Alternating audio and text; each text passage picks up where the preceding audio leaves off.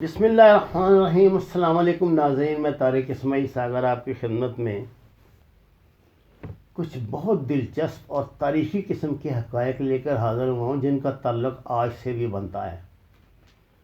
ناظرین کرام، اسرائیل کا انحصار موساد پر ہے۔ اس نے پورے عرب ورلڈ کو یعنی پوری دنیا کو موساد کے ذریعے دہلا کر رکھ دیا ہے۔ یہ جو ایرانی سائنسدان ابھی محسن فخری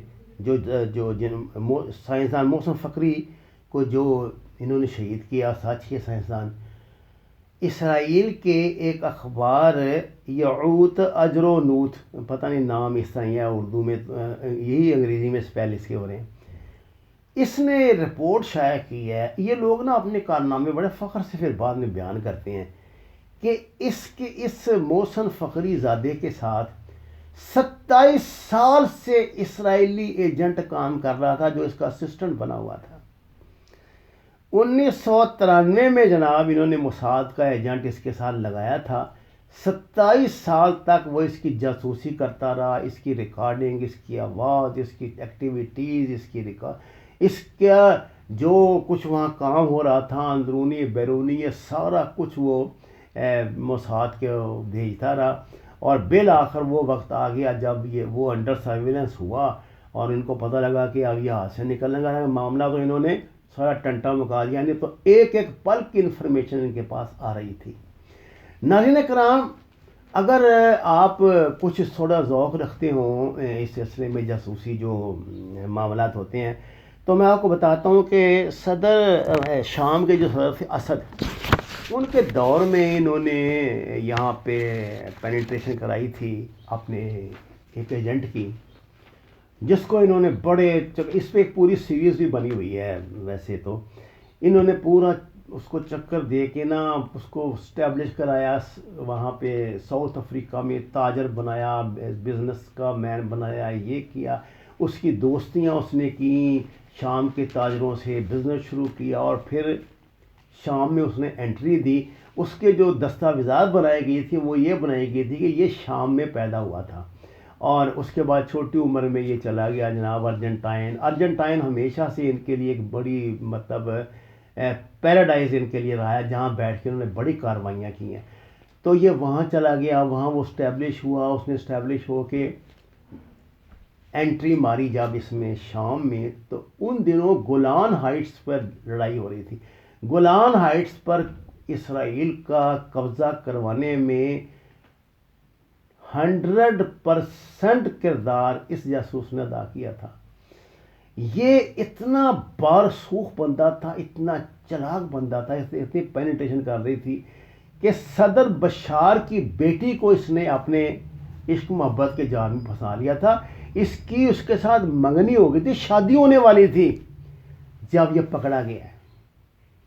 اور جب یہ پکڑا گیا ہے تو اس کو اتنا صدر بشار اس سے صدر اسد بشار تو اب ہے نا، جو اس کا جو والد تھا صدر اسد کی بیٹی کو اس نے پھنسا لیا تھا۔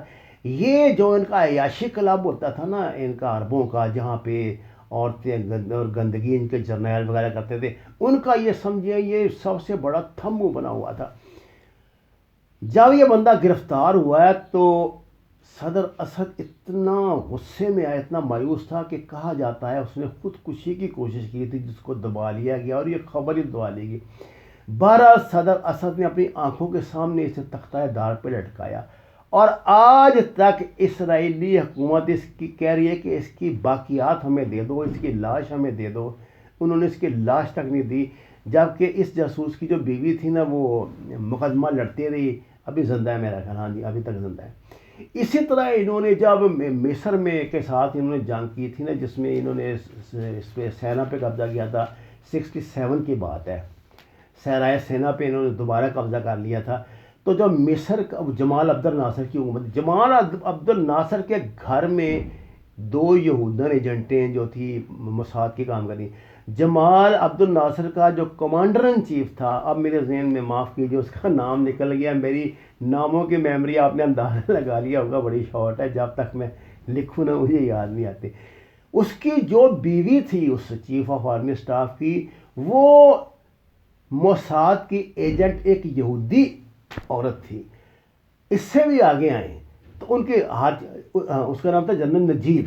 جنرل نجیب کی جو بیوی تھی وہ موساد کی ایجنٹ تھی اور بہت کامیاب ایجنٹ. اچھا یہ اپنا کام کر کے خاموشی سے پھر نکل بھی گئے تھے دونوں، وہ بھی دونوں نکل گئی تھیں، یہ بھی نکل گیا تھا. اسی طرح جب انہوں نے عراق کے اس پہ کرنی تھی نا بمباری، جو تھوڑے بہت انہوں نے بیچارے نے ایک آدھا کو کنواں کوئی ٹل بھجا لگا لیا ہوگا ایسے ہی، تو اس نے کیا کرنا تھا، کیا بنانا تھا. خیر جناب، وہ انہوں نے عراق میں پینیٹریشن کی ان کی لڑکیوں نے، اور عراق کے جو ان کا جو سب سے بڑا سائنس ریسرچ انسٹیٹیوٹ تھا، اس کا جو ڈی جی تھا، اس کی جو داشتہ تھی وہ یہ ایجنٹ تھی اس کی موساد کی. یہ بہت چلاکی سے اپنا کام کرتے ہیں، اور عورتیں ان کا شاندار ہتھیار ہے. اور ہمارے عرب بھائیوں اور مسلمانوں کی اللہ کی رحمت سے سب سے بڑی کمزوری ہے. اپنی عیاشی کے ہاتھوں یہ عرب کتنے ذلیل و رسوا ہوئے. جائیے آج لندن کے کعبہ خانوں میں ان کے یہ جو مکہ جو ہاؤس بنے ہوئے ہیں، جو ان کے یہ یعنی جوئے خانے جو ہیں بڑے بڑے، یا سین ہوزے کے، یہ اس کے اٹلانٹک سٹی کے، امریکہ کے جتنے بڑے بڑے جوئے خانے ہیں، وہاں جا کے ان کو دیکھیں. یہ سینکڑوں، ہزاروں نہیں، لاکھوں نہیں، کروڑوں نہیں، اربوں روپیہ، پاکستانی کرنسی میں بات کر رہا ہوں، وہاں لٹاتے ہیں، عیاشی کر دیتے ہیں. اور بس، اور ان کے شوق بڑے عجیب و غریب ہے.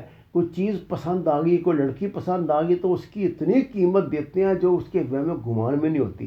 جو معروف ہوتی ہیں نا یہ عورتیں، جو اس میں انڈسٹری سے متعلق ہوتی ہیں، ایکٹر سے ہوتی ہیں، اے کلاس نہیں، اے کلاس تو ان کو جوتے پہ نہیں لکھتی، جو بی کلاس ہوتی ہیں، یا یہ ایڈورٹیزمنٹ والی جو لڑکیاں ہیں، ایک ایک لڑکی کی پتہ نہیں کتنے کتنے بلین ملین ڈالر قیمت دیتے ہیں ایک ایک رات کی، یہ ان کے ساتھ عیاشی کرنے کے لیے. اور وہ ایک رات میں بیچارے کیا کر لیتے ہوں گے.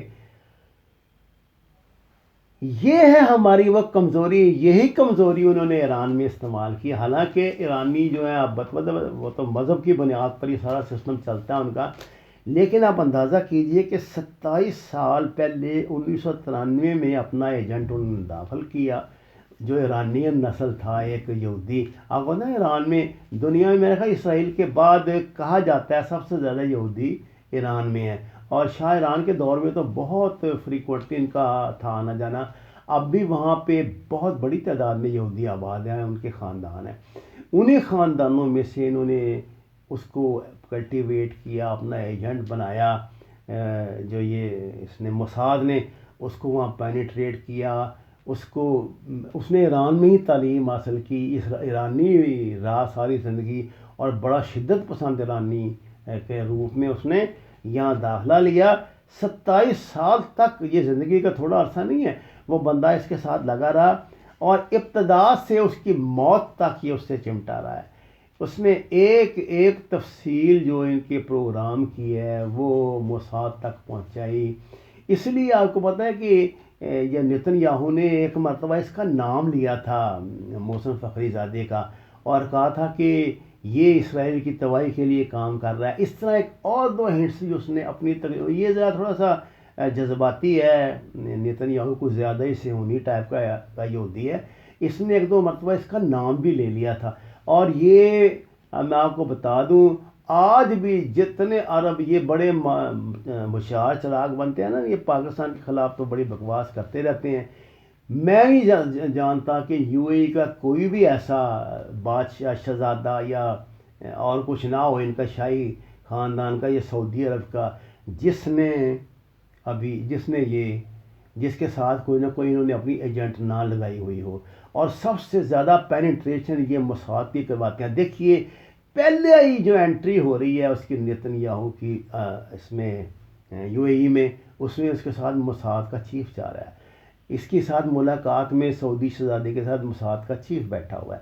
یہ جو موساد ہے یہ ان کی سب سے اہم ترین سرکاری ایجنسی ہے.